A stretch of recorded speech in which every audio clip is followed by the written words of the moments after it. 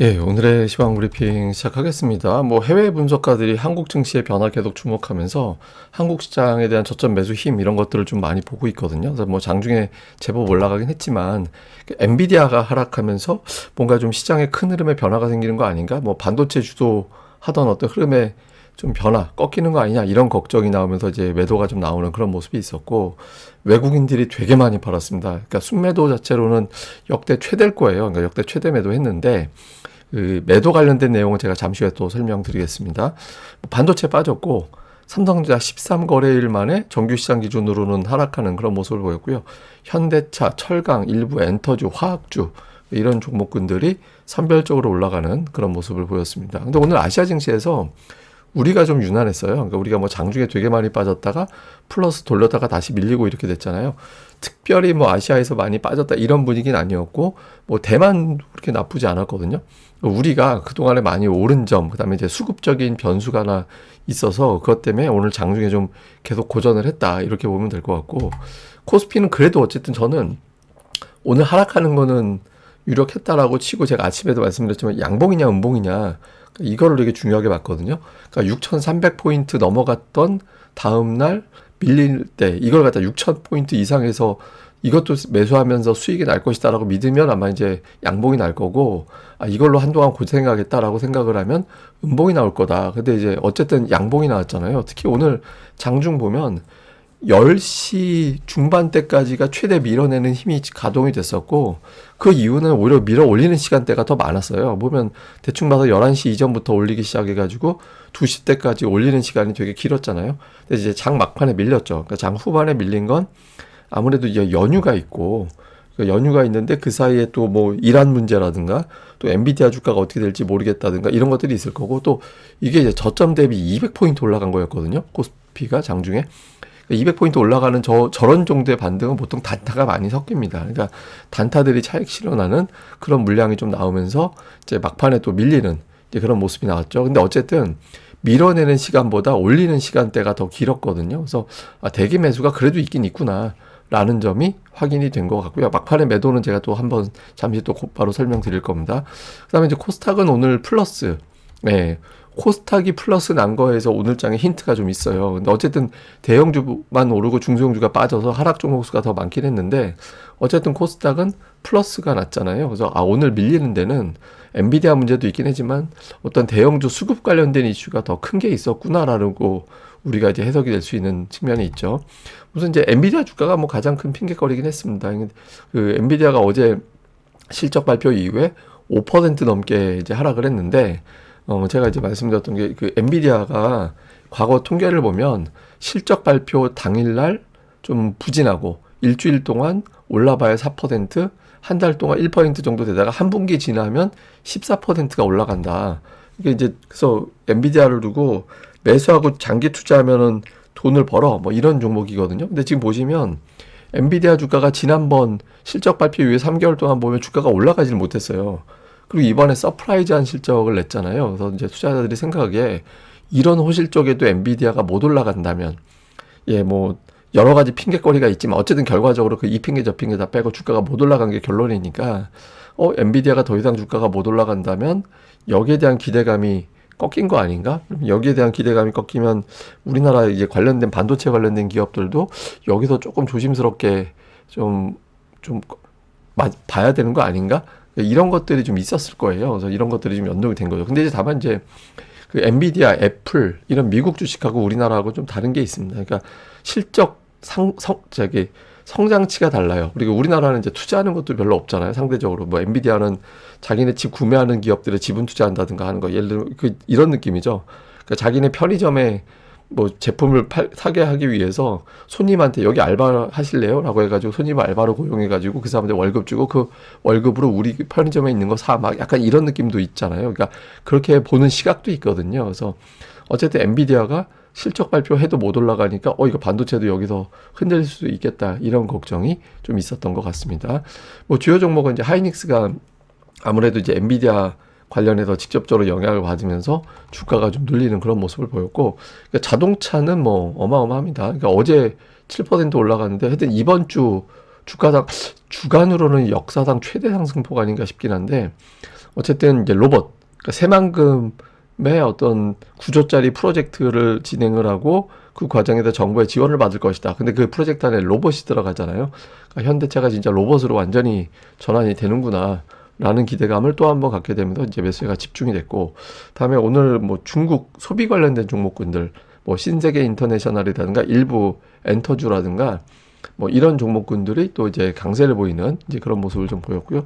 그다음에 화학 업종들이 화학 산업에 대한 어떤 재편 이런 뉴스들이 좀 나오면서 이제 또 강하게 올라가는 그런 모습이 나왔는데 이게 사실 화학 산업들이 뭐 나프타라든가 이런 것들이 최근에 좀 쉽지 않다고 하더라고요. 그러니까 이제 뭐 예전에 이제 중국으로 판다든가 그래서 옛날에 중국 경기 좋아지면 대표적으로 수혜 산업으로 화학을 꼽았었잖아요. 근데 지금 이제 중국이 자체적으로 만드는 것도 되게 많아지고 그래서 이제 우리나라에서는 예를 들어서 뭐 음식 배달용으로 만드는 거 플라스틱 같은 거 그런 거마저 없었다라면 되게 고전할 뻔했다. 제가 이제 업계에 계신 분한테 직접 들은 건데 뭐 그런 얘기를 하더라고요. 근데 어쨌든 한편으로는 업황은 바닥친 거 아니냐. 그리고 이제 산업 재편까지 하면 뭐 좋아질 것 같다. 뭐 이런 기대감이 나오면서 오늘도 이제 주가가 좀 올라가는 그런 모습을 보였습니다. 뭐 대형주는 5개 오르고 4개 하락하고 뭐 이 정도 비율이었는데 현대차 시총이 거의 140조 원 육박을 해요. 그러니까 제가 작년 여름 때인가요? 여름 때인가? 봄 늦은 봄인가? 그때 현대차가 LG에너지 솔루션하고 시총 뒤집을 것 같다고 예, 그 말씀 방송에서 드린 게 이제 얼마 전 같은데, 제가 생각했던 것보다는 훨씬 더 셌어요. 이제 현대차의 어떤 주가 상승이. 그때는 뭐 그냥, 뭐 하여튼, 이런 식으로 막 이 정도로 올라갈 것까지는 생각 안 했는데, 어쨌든, 현대차가 시가총액 3위가 되면서, 뭐 지금 뭐 3위로 고정이 되겠죠. 예, 지금 LG에너지 솔루션이 단번에 40% 올라가기는 쉽지 않아 보이니까, 3위가 됐는데, 어쨌든 지수 영향력이 조금씩 커지면서 오늘 코스피 16포인트를 올리는 예, 그런 모습이 좀 나타났고, 그다음에 코스닥 쪽은 탑 10 중에서 상승 종목이 7개. 예, 그러니까 상승 종목 7개, 특히 삼천당제약이 최근에 맹활약을 하고 있죠. 그래서 삼천당제약이 혼자 오늘 코스닥 지수 3포인트를 올리는 예, 그런 역할을 좀 하면서 지수를 끌어올리는 그런 모습을 보였습니다. 자, 수급이 오늘 되게 중요한데, 외국인들이 하루에 7조 4천억을 팔았거든요. 그러니까 개인은 7조 원을 샀고, 외국인들 7조 4천억은 지난 2월 5일인가 6조 2천억 정도 순매도가 역대 최대 매도인데 이제 그 기록을 깼어요. 그럼 외국인들 오늘 왜 이렇게 팔았지? 여러 가지 요인이 있습니다. 우선 첫 번째는 뭐 제가 계속 말씀드렸던 저 비중 조절. 그러니까 한국 주식이 너무 올라가 버려갖고 운용사들이 비중 조절하는 매도가 기본적으로 하나가 있었고 또 하나는 단기 한 번이 예, 그러니까 이제 뭐 한 번이가 어떤 이슈가 있을 때 갑자기 확 돌았다가 이슈가 있을 때 빠져나가니까 그러니까 이번 이제 엔비디아 관련된 이슈가 하나가 있었던 걸로 보여지고요. 그다음에 저는 오늘 이걸 되게 의심하는데 그 2월이 MSCI 리밸런싱 하는 때예요. 근데 원래 이제 2월보다 이제 8월이 제일 크게 저기 이제 하는 데가 한데 2, 5, 8, 11 그러니까 이때 이렇게 MSCI 리밸런싱이 있거든요. 그게 오늘일 거예요. 예, 그러면서 그 리밸런싱 관련된 거래가 터졌을 겁니다. 그러니까 포트폴리오 재편하는 과정에서 이제 물량이 갑자기 확 쏟아져 나온다든가 그럴 때가 있거든요. 그래서 이번 주 외국인들 매도가 좀 유난히 많았던 게 아마 저는 그 요인도 있지 않았을까라고 추정을 합니다. 그러니까 이 물량은 나올 거고 엔비디아 주가는 하락을 했고 핑계김에 하락 쪽으로 놀자 이렇게 되면서 선물과 옵션도 그냥 하락 쪽으로 확 몰아가면서 지수를 흔들고 뭐 이런 형태로 좀 갔던 게 아닌가라고 보여집니다. 그래서 오늘 외국인들 뭐 매도도 여전히 순매도 최상단 보면 그냥 그 삼성전자 하이닉스 삼성전자 우선주예요. 예, 그러니까 이 종목들 3개 매도한 게 딱 7조 원이거든요. 그러니까 오늘 뭐 외국인들이 시장 전체를 팔았다기보다는 그냥 시가총액 상위 종목을 담가 팔았다. 뭐 이렇게 보여지고 그러니까 매수는 뭐 특별하게 업종이 있다 보긴 어렵죠. 그러니까 방산주 이번에 이제 아랍에미레이트 연합하고 이제 방산 관련된 이슈가 있어서 그 종목군들이 일부 좀 들어가 있는 걸로 보여지고요. 그다음에 기관 투자자들은 삼성전자, 하이닉스, 한미반도체, 이 HBM을 만들 수 있는 그런 기업들을 좀 샀고, 그 다음에 이제 기아 매수하고, 그 외에는 뭐 업종 내에서 뿌려서 매매하는 예, 그런 모습을 좀 보였고요. 그 다음에 코스닥 쪽에서 외국인들은 오늘 반도체 쪽 종목 매도가 많았습니다. 그러니까 매도 종목 중에 상당 부분이 반도체에 지금 집중되어 있는 모습이었고, 제약 바이오 종목군들, 시가총액 상위 종목군들 일부 좀 매수하는, 근데 바이오 쪽 계열의 매수 종목이 되게 많았어요. 그다음에 이제 기관은 이제 반도체, 예, 반도체 쪽 종목이 뭐 물론 이제 매도에도 반도체가 있긴 하지만 매수 쪽에 반도체가 되게 많았고 그다음에 이제 2차 전지로 분류가 될 수 있는 종목군들이 일부 좀 포진이 되는 그런 모습을 보였습니다. 자, 일단 뭐 그 엔비디아와 함께 미국의 반도체주가 오늘 대거 다 하락을 했거든요. 근데 이게 무슨 실적에 대한 의구심이 있는 건 아니잖아요. 그래서 뭐 그렇다고 엔비디아 실적이 여기다 피크를 쳤다든가 그런 것도 아니고, 제가 아침에도 말씀드렸지만 선행 P, 향후 실적 추정치를 감안해서 보는 퍼 같은 경우는 이제는 테크주가 그 필수 소비재보다 저평가가 돼버려요. 예, 그렇게 됐기 때문에 이 정도 되면 이제 테크주 살 때도 되지 않았나 이렇게도 보여지긴 하거든요. 근데 어쨌든 좀 그 이 종목군들이 밀리게 되면 월요일에 화요일이죠. 우리 개장할 때 또 투자자들이 고민을 할 수 있게 되니까 이게 좀 움직임이 나오게 되는지, 그리고 그 사이에 이제 이란 문제라든가 관세 문제라든가 이런 이제 정책적인 문제가 어떤 형태로 보도가 되는지, 그다음에 외국인들 역대 최대 매도. 근데 저는 이번 주에 이제 MSCI 리밸런싱 영향이 되게 컸다라고 보는 편이라서 아마 다음 주에는 조금 변화가 생기지 않을까라고 보여지긴 하거든요. 그러니까 매도가 뭐 매수로 바뀔지는 더 봐야겠지만 이번 주 같지는 않을 것 같다라고 일단은 보고는 있습니다. 그리고 오늘 뭐 중국 소비주, 자동차, 화학 이런 것들이 움직였는데 뭐 다음 주에는 또 이제 바뀔 것 같아요. 그러니까 뭐 어제라든가 이번 주 중에 또 올라갔던 종목군들이 또 순환으로 움직일 수 있거든요. 그래서 그런 종목들을 뭐 좀 계속해서 외국인 기관이 많이 사놨다가 또 쉬고 있는 애들이 있잖아요. 뭐 이런 것들은 계속해서 좀 체크를 해볼 필요는 있는 것 같습니다. 자, 저는 이제 주간 증시 전망대 시간에 한번 자세히 설명드릴 예정인데, 코스닥을 제가 이번 주 주중부터 계속 설명을 드리고 있잖아요. 그래서 코스닥이 2020년 이후 2000년 이후에 가장 높은 지점까지 왔거든요. 장중에 1200포인트 넘어가기도 했죠. 그래서 코스닥도 올해 되게 많이 올라가긴 했는데, 코스피 차트하고 비교해보면 이 기간에 제법 차이가 있죠.